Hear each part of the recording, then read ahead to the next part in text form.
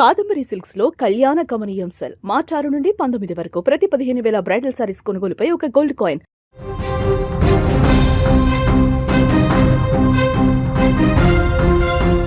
ఏపీలోని మార్కాపురం మండలం రాయవరం వద్ద జరిగినటువంటి బస్సు ప్రమాదంలో ఒకసారిగా అసలు ఏం జరిగింది, బస్సు ప్రమాదానికి గల ప్రధాన కారణాలేంటి, దాదాపుగా ఫుల్ ప్యాసింజర్స్తో పాటు వస్తున్నటువంటి బస్సు సరిగ్గా అక్కడికి రాగానే 6 గంటల సమయంలో నేరుగా టిప్పర్ని ఎలా ఢీకొట్టింది, అసలు బస్సు నిజంగానే కండిషన్లో ఉందా, బస్సుకు సంబంధించినటువంటి ప్రమాదానికి సరిగ్గా 1 గంట 30 నిమిషాల ముందు బస్సు ప్రకాశం జిల్లా అదేవిధంగా ఎర్రగొండపాలెం అంటే మార్కాపురానికి సంబంధించినటువంటి సమీపంలో అక్కడ మిల్లంపల్లి టోల్ ప్లాజా దాటుతున్నటువంటి దృశ్యాలు ఇప్పుడు మనం స్క్రీన్ మీద చూస్తున్నాం.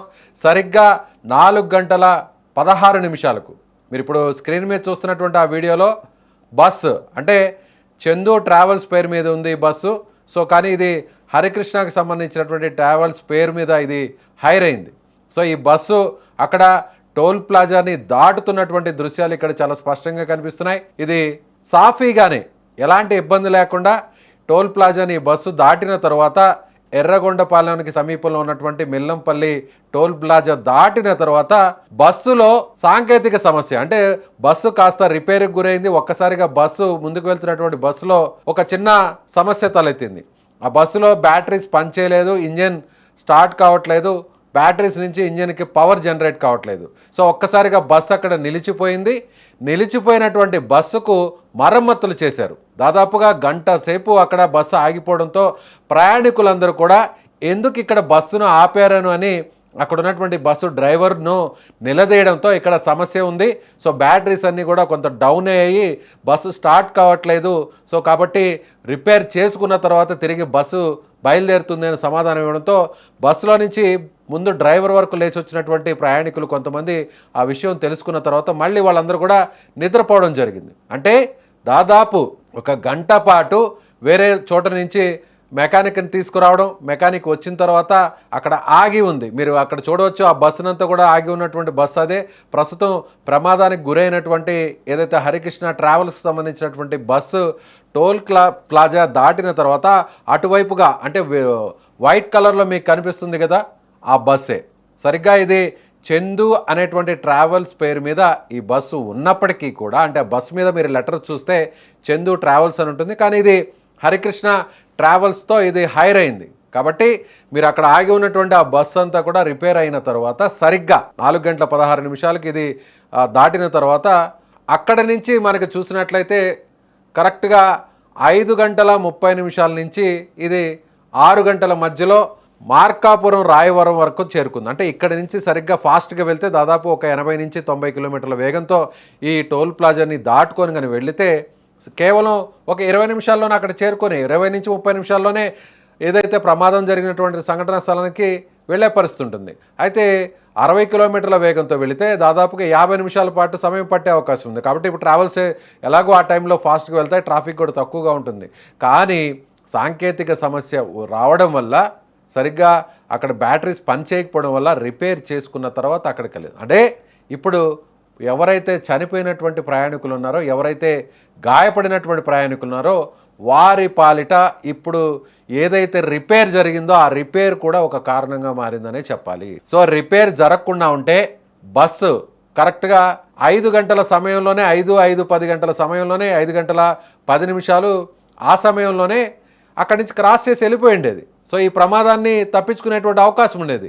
కానీ బస్సు ఇలా రిపేర్కి గురవడం, గంట పాటు ఆలస్యంగా అక్కడే ఉండడం, ఒక 40 నుంచి గంట పాటు 40 నిమిషాల నుంచి గంట పాటు అక్కడే రిపేర్ చేసుకున్న తర్వాత తాపీగా బస్సు బయలుదేరడంతో ఒక్కసారిగా దురదృష్టవశాత్తు ఈ బస్సు ఎదురుగా వస్తున్నటువంటి టిప్పర్ను ఢీకొట్టడం, ఆ వెంటనే మంటలు వ్యాపించడం, మంటల్లో దాదాపుగా 13 మంది చిక్కుకొని సజీవంగా దహనమైనటువంటి పరిస్థితి మనం చెప్పవచ్చు. అంటే ప్రైవేట్ ట్రావెల్స్ మనం బస్సు ఎక్కేటప్పుడు లేదంటే బస్సు దాదాపుగా అంటే ఇప్పుడు మనం చూసినట్లయితే జగిత్యాల జిల్లా కోరుట్ల ఆ ప్రాంతం నుంచి బయలుదేరినటువంటి బస్సు దాదాపుగా 700 కిలోమీటర్ల నుంచి 800 కిలోమీటర్లు ట్రావెల్ చేస్తున్నటువంటి బస్సు ఎంత ఫిట్గా ఉండాలి, ఎంత ఫిట్నెస్తో ఉండాలి, అయినా కూడా బస్సు యాజమాన్యం, ట్రావెల్స్ యాజమాన్యం ఇలాంటి బస్సులను అంటే సరైనటువంటి కండిషన్లో అయినటువంటి బస్సులను తిప్పడం వల్ల ఇప్పుడు ఈ ప్రమాదానికి కూడా కారణం అనే చెప్పాలి. సో ప్రమాదానికి కారణం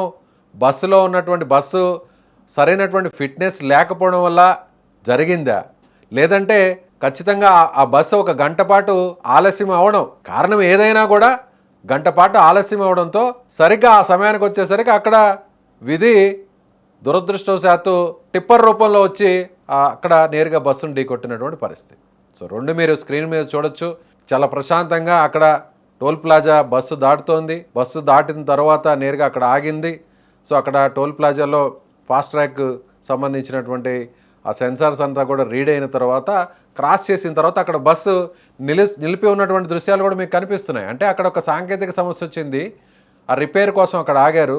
వేరే మెకానిక్ని అక్కడి నుంచి పిలిపించారు. దాదాపు 40 నిమిషాల పాటు ఆ టోల్ ప్లాజా దగ్గరే బస్సు ఆగి ఉన్నటువంటి పరిస్థితి మిల్లంపల్లి టోల్ ప్లాజా దగ్గర. అంటే సరిగ్గా ఇది ఉమ్మడి ప్రకాశం జిల్లా ఎర్రగొండపాలెం సమీపంలో ఈ టోల్ ప్లాజా ఉంటుంది.